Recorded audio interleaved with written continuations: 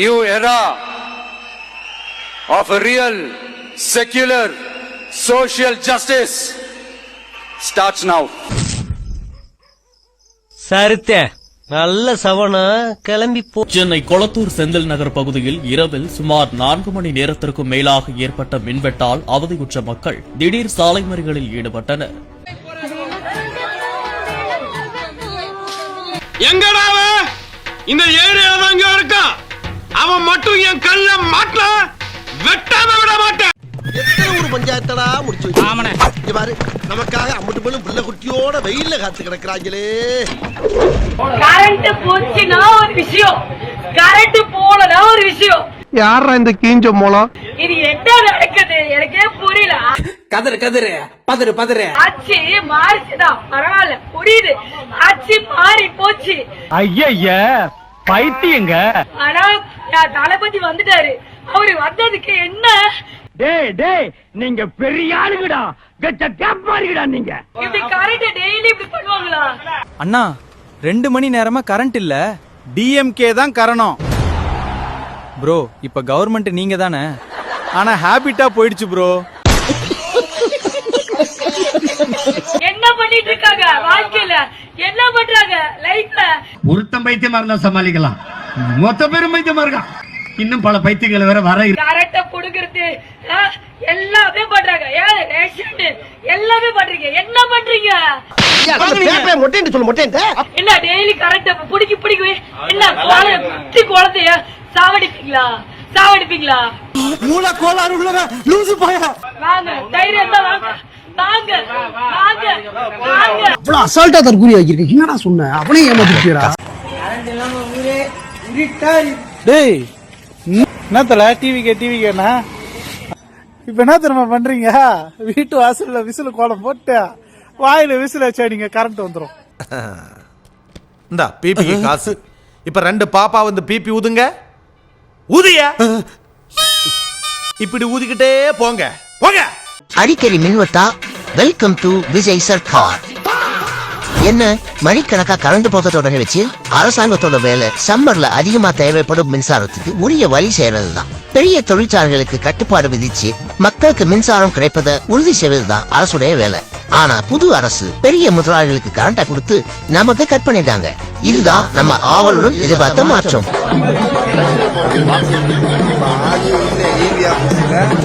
சுத்தமா ஆள் இல்ல.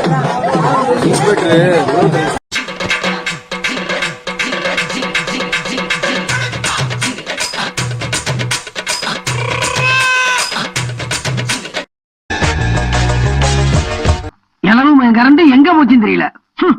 பாதியில வருது, பாதியில போகுது, பாடையில போறது. போட்டு விடுங்கடா கரண்ட. நான் என்ன சொல்றேன்னா, உங்களோட ஃப்ரீ கரண்ட் எங்களுக்கு தேவையில்ல. நாங்க காசு கொடுத்தே கரண்ட் வாங்கிக்கிறோம். எங்களுக்கு கரண்ட்டை மட்டும் ஒழுங்கா விட்டா போதும். தொடர்ந்தோட 3ஆம் நாள் 11 மணிக்கு போகுது, 3 மணிக்கு தான் வருது. ஆப்பு கண்ணுக்கு தெரியாதடியோ. நீ பாருங்க வீட்டுல சின்ன குழந்தையெல்லாம் வச்சுட்டு நாங்க எவ்வளவு தரமா கஷ்டப்படுறோம். தயவு செஞ்சு சொல்றோம், உங்க ஃப்ரீ கரண்ட் வேணாம், காசு வாங்கிக்கோங்க. எங்களுக்கு கரண்ட் ஒழுங்கா கொடுத்தா போதும். வரும் ஆனா வராது. அட சொட்ட தலையா சொன்னதே திரும்ப சொல்லானே. என்ன வியாதி உனக்கு? இன்னைக்கு கரண்ட் கட்டா இருக்கா, கவலைப்படாதீங்க. உங்க வீட்டுக்கு விஜய் சார் மூலமாக ஒரு ஜெனரேட்டர் கொடுப்பாரு, இல்லனா ஒரு இன்வெர்டர் கொடுப்பாரு. ஏன் கவலைப்படுறீங்க? இன்னும் 5 வருஷம் இருக்குங்க. செருப்படி, சாணி அடி, பெல்ட் அடி, விளக்கமாத்தடி எல்லா அடி வாங்குவீங்க. ஆனா திருந்த மாட்டீங்க. மிக அற்புதமான ராசி. ரொம்ப ஸ்ட்ராங்கா இருப்பாங்க. அப்படியா? ஆமா. எவ்வளவு அடுத்தாலும் திருந்த மாட்டாங்க, எவ்வளவு பேசினாலும் திருந்த மாட்டாங்க. மானங்கிட்டு திரியறதுல அது. ஆமா, அந்த மாதிரி ராசிகள் நிறைய இருக்கு. அந்த மாதிரி கோவையில் 10 வயது சிறுமி கொலை செய்யப்பட்ட சம்பவம் தமிழகம் முழுவதும் அதிர்வலைகளை கிளப்பியிருக்கிறது. கை போச்சா, கால் போச்சா, உசுறு போச்சான்னு கவலைப்படாம போச்சு. நைட் பூரா பார்க் அட்டெண்ட் பண்ணிட்டு இருக்க மனுஷனா நீ? ஒரு 9 வயசு பொண்ணு 5வது படிக்கிற ஒரு குழந்தைய கொலை பண்ணி தூக்கி போட்டு போயிருக்காங்க. கோயம்புத்தூர் சூலூர் கண்ணம்பாளையம் பகுதியில ஒரு குளத்துக்கரையில. முதலமைச்சர் விஜய் எங்க? எனக்கு நிறைய வேலை இருக்கு, நான் ரொம்ப பிஸி. டிவிக்கு ஏதாவது காரணம் அப்படின்னு. ஆமா எனக்கு ஒரு விஷயம் புரியல. டிவிக்கு ஆட்சிக்கு வந்து இன்னும் 2 மாசம் கூட கம்ப்ளீட் ஆகல.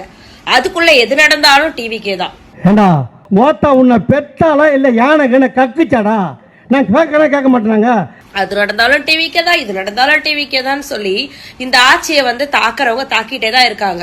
பொம்பளைன்னு பாக்குறேன், மரியாதை கட்டுங்க. பெண்கள் பாதுகாப்பு ஒழுங்கா இருந்திருக்கும், சட்டம் ஒழுங்கு சரியா இருந்திருக்கும். பச்சை பிள்ளைங்க, படிக்கிற பிள்ளைங்க, சின்ன பொண்ணுங்க, வீட்டுல இருக்கிற பொண்ணுங்க, வேலைக்கு போற பொண்ணுங்கன்னு இவங்க எல்லாருக்கும் நடக்கிற கொடுமைகளை சொல்ல முடியல சார். அப்படின்னு சொன்னீங்க சாரு. உங்க வீட்டு பொண்ண ஒருத்தவன் கொல்றதா ஒரு 4 பேர் வீடியோ எடுத்து போடுறத டிவிக்கு ஏதாவது இதுக்கு காரணம் அப்படின்னு. நல்ல குடும்பத்துல பிறந்த எந்த ஆம்பளைங்களும் பொம்பளைங்க மேல கை வைக்க மாட்டாங்க, தெரியுங்களா? ஆனா நான் அப்படி இல்லடே. திமுக ஆட்சியில் நடந்தப்ப நான் வந்தா பாதுகாப்பு கொடுப்பேன்னு சொன்ன விஜய் எங்க போனார்? அவரு தூங்கிட்டு இருக்காரா? பிரச்சனை என்ன தெரியுமாங்க, அவங்களுக்கு மக்களை பத்தி யோசிக்கிறதுக்கே நேரம் இல்ல, அதுதான் பிரச்சனை. கண்ணாடி சார் அது. நேத்து குழந்தை காணாம போயிருக்கு. இதுவே ஒரு முதலமைச்சர் வீட்டுல உள்ள ஒரு பொண்ணு காணாம போயிருந்தா இவ்வளவு சுலபம் தேடி இருப்பீங்களா? நீங்க இன்னொரு ஒரு 500 போலீஸ் வரைக்கும் தேடி இருக்க மாட்டீங்க. மத்தவங்களுக்கு ஒண்ணுனா மயிரா கூட மதிக்க மாட்டீங்க.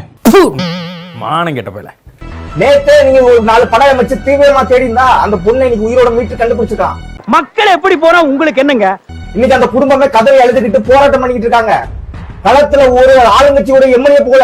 இப்ப வரைக்கும் சிஎம் சார் ஏன் வந்துட்டு ஒரு ஆறுதலாச்சும் எங்களுக்கு சொல்லிருக்கணும் எங்க குடும்பத்துக்கு, அது கூட இன்னும் அவரு சொல்லாம இருக்காரு அப்படிங்கிறது ரொம்ப கஷ்டமா இருக்கு. கேக்குதா சார்?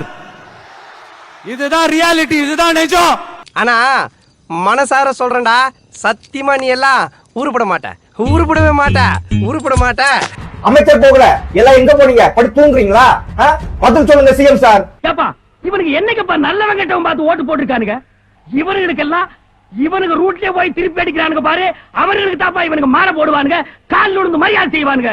அவனுக்கு தாப்பா இவனுக்கு கரெக்ட். முன்னாடி இருந்த சட்டம் எல்லாம் சட்டம் ஒழுங்கா இல்ல அப்படின்னு சொல்லிதான் நாங்க இந்த கவர்மெண்ட்டை சூஸ் பண்ணி, சோ நியூ ஜெனரேஷன் நாங்க இந்த கவர்மெண்ட்டை சூஸ் பண்ணி உங்களுக்கு இவ்வளவு சப்போர்ட் பண்ணிட்டு இருக்கோம். ஏன்னா இப்பதான் வந்திருக்காங்க, வந்த உடனே இந்த மாதிரிலாம் நடக்கும் போது ரொம்ப பயமா இருக்கு சார் எங்களுக்கு எல்லாம். இது வரைக்கும் நடந்ததெல்லாம் ஓகே. இனிமே இந்த நிமிஷத்துல இருந்து மதுரையில கொலை, கொள்ள, கட்ட பஞ்சாயத்து, ரவுடிசம், இல்லீகல் பிசினஸ் ஏதாவது நடந்தா செருப்பு பிஞ்சிரும். ஆக்ஷன் எடுக்கிறேன், கை கால் எடுத்துருவேன். ஆக்ஷன் எடுக்க கூடாது, ரியாக்ஷனும் காட்டக்கூடாது. சூலூர் தொகுதியில 34,000 சில்லற ஓட்டு வாங்கி உங்களை ஜெயிக்க வச்சிருக்கிறாங்க எங்க பொதுமக்கள். தமிழ்நாடு சார்பு என்ன தண்டனை கொடுக்கணும் சிஎம் சார்? சிஎம் சார் சொல்லுங்க, யாரு இதுக்கு என்ன பொறுப்பு? நீங்க ஏத்துக்குங்க, பொறுப்பேத்துக்குங்க.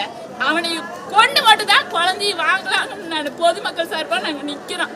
நீங்க என்ன பதில் சொல்ல போறீங்க? இது வரைக்கும் யாருக்கு தான் நீங்க கண்டனம் தெரிவிச்சுக்கிறீங்க? எந்த குழந்தைக்கு, எந்த பொதுமக்களுக்கு என்ன நடந்தாலும் நீங்க என்ன இப்ப சரி அப்புறம் குழந்தை ஆயிடுச்சு, ஒரு குழந்தை ஆயிடுச்சு, நீங்க ஏதாச்சும் கண்டனம் தெரிவிக்கிறீங்களா? இல்லையா இதுக்கு ஏதாச்சும் பேசுனீங்களா? என்ன பேசுனீங்க?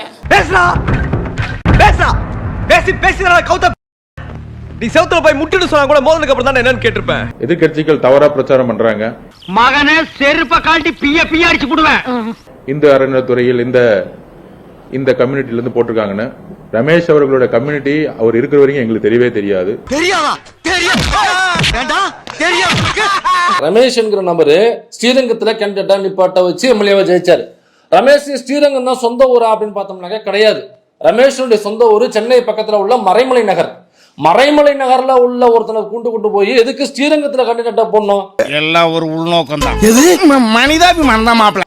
ஏன் ஸ்ரீரங்கத்துல இருந்து யாருமே உங்களுக்கு கேண்டிடேட்டாக அப்ளை பண்ணவே இல்லையா? ஏன்னாக்கா இவர் ஒரு பார்ப்பனர் சமூகத்தை சார்ந்தவர். ஸ்ரீரங்கத்துல பார்ப்பனர்கள் நெருக்கமாக வாழக்கூடிய ஏரியா. அதனால இங்க உள்ள ஒருத்தனை பிடிச்சு கொண்டு போய் பார்ப்பனர்கள் அதிகமாக வசிக்கக்கூடிய ஸ்ரீரங்கத்துல கேண்டிடேட்டா போடுறாங்க. நம்ம தலைவரா இப்ப எல்லா ஏரியாவிலுமே சோசியல் இன்ஜினியரிங் பண்ணி அந்த தொகுதியில எந்த சமூகம் அதிகமாக வசிக்கிறாங்களோ அந்த சமூகத்தை சார்ந்தவர்கள கேண்டிடேட்டா போடுறது. ஏயா கத்துற? நான் எவ்வளவு நீ கத்துற என்ன கோர்த்து விட்டு போயிட போறீங்க? சரி தெரியலன்னு கூட வச்சுப்போம். இப்ப தெரிஞ்சிருச்சுல, இப்ப மாத்தி கொடுங்க. நான் இதுக்கு ஒத்துக்க மாட்டேன். எதுக்கு ஏப்பா அப்படி மல்லி கட்டிக்கிட்டு இருக்க? நான் சொல்றது கேளு. வன்னியரசன் வந்திருக்காரு, வன்னியரசன் கிட்ட தூக்கி அந்த பொறுப்பை கொடுங்க, அறநிலைத்துறை தூக்கி கொடுங்க. ஒரு கோடி கொடுத்தாரு அந்த காரியத்தை மட்டும் செய்ய மாட்டேன். இப்ப தெரிஞ்சதுக்கு அப்புறம் மாத்தலாம்ல. இப்ப தெரிஞ்சும் மாத்த மாட்டோம்னாக்கா அப்ப திட்டமிட்டு இவர்கள் பார்ப்பனர்கள் கையில் அறநிலையை தூக்கி கொடுக்கிற RSS அஜெண்டாவை 100 வருஷமாக நடக்கல. தாவேக்காவை பின்னாடி இருந்து RSS உட்கார வச்சுக்கிட்டு அறநிலைத்துறை தூக்கி கபலீகரம் செய்வதற்கு கொடுக்கப்பட்டிருக்கிறது என்பதை இதன் மூலமாக தெள்ளத் தெளிவாக தெரிகிறது. அப்புறம் என்ன ஆரம்பிக்க வேண்டியதானே? போயிட்டான்.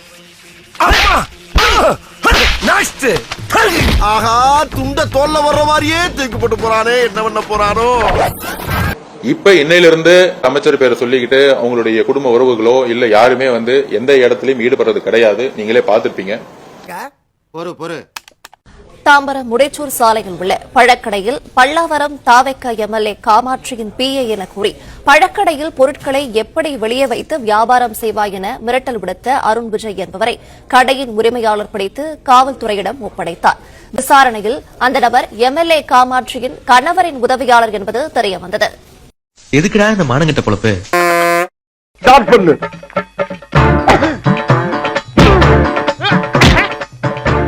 இங்கிட்டு வா. அப்படியா. படைக்கலடி. மண்டல மட்டும் அடிச்சல குலக்கேசல் உள்ள போயிருவேன். சரியா? உங்க வீட்டு பிள்ளையா நினைச்சு எல்லாரும் என்னை மன்னிச்சிருக்க.